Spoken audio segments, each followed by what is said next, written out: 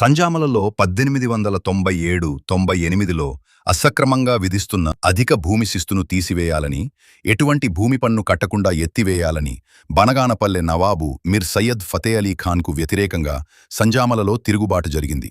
ఈ తిరుగుబాటు బెల్గాం ఇస్మాయిల్ సాహెబ్ నాయకత్వంలో గొల్ల యంగన్న, నాగిరెడ్డి, నల్లపరెడ్డి మరియు అక్కడి రైతులు నవాబుగారిపై తిరుగుబాటు చేశారు.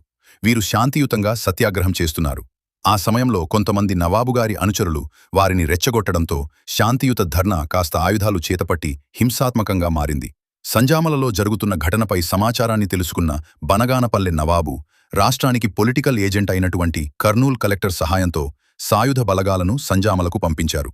అక్కడ ఉన్న ఆందోళనకారులను బంధించి జైలుకి తరలించారు. వీరిలో కొంతమందికి సంవత్సరం నుంచి జీవిత ఖైదు శిక్ష పడింది.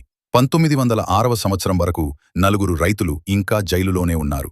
వీరిలో 2 జీవిత ఖైదీలుగా శిక్షను అనుభవిస్తూ ఉండేవారు.